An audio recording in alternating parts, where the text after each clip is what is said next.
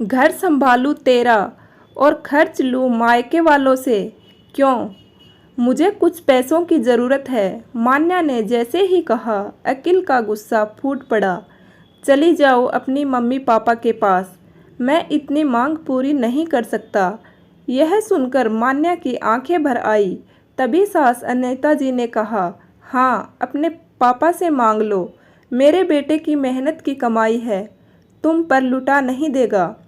ऐसा अक्सर होता था कि अखिल अपने मन में खूब फिजूल खर्ची करता, मान्या और अपनी दोनों बेटियों में भी कोई कमी नहीं रखता। लेकिन अगर मान्या खुद से कुछ मांग लेती तो उसका गुस्सा सातवें आसमान पर पहुंच जाता और सासू माँ भी समझाने की बजाय और सह देने लगी। मान्या चुपचाप रसोई में काम करने लगी। तभी उसकी घरेलू सहायिका राधा आई और बोली, एक बात कहूँ आपसे मेम साहब, आपने पूरे घर को संभाला है, आप क्यों नहीं बोलती कि संभालूं तेरा घर और खर्चे लूं मायके वालों से।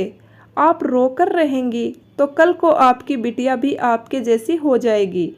आप घर को अपना समझकर तिनका तिनका सजाती हो और इन लोगों को लगता है कि आप सिर्फ खाती हो और सोती हो। ओह, चुप हो जा मेरी माँ, हर समय लड़ने को तैयार रहती हो, पता नहीं तेरे घर वाले तुझे कैसे झेलते हैं। मान्या ने राधा को चुप कराना चाहा। झेलते हैं नहीं, झेलना पड़ता है। मैंने भी चुप रहकर बहुत खोया है।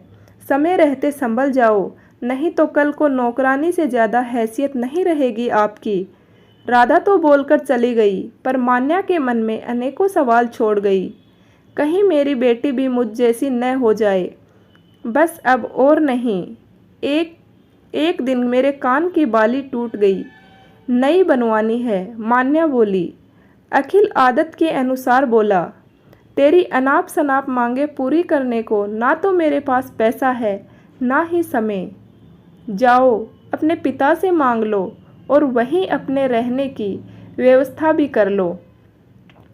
क्यों लूँ खर्च पापा से? सारा दिन तेरा घर संभालूं, सारा समय तेरे परिवार को दूं और ज़रूरत पड़ने पर पैसे पिता से लूं? जैसे तुम नौकरी करते हो, पैसे कमाते हो, ऐसी नौकरी मैं भी कर सकती हूँ। पर नहीं, मैं सारा काम इसलिए करती हूँ कि ये परिवार मेरा है। पर तुम लोग अभी भी मुझे बाहर वाली ही समझते हो। और मम्मी जी, जिस समय अखिल को पैसे कम मिलते थे, हम लोग परेशानी में थे, तब तो बुलाने पर भी आप हमारे पास नहीं आती थी।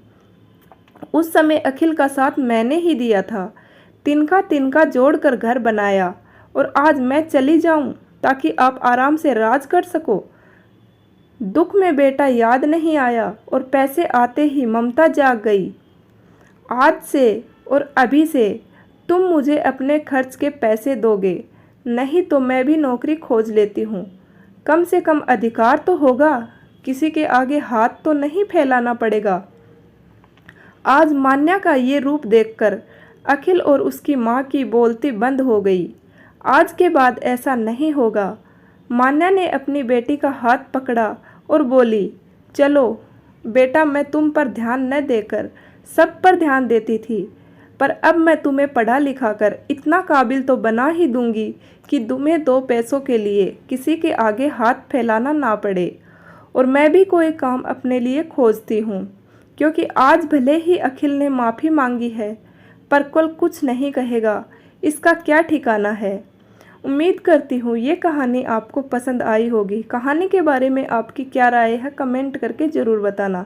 अगर कहानी पसंद आई हो तो वीडियो को लाइक करें और चैनल को सब्सक्राइब करें। पूरा वीडियो देखने के लिए आपका बहुत बहुत धन्यवाद।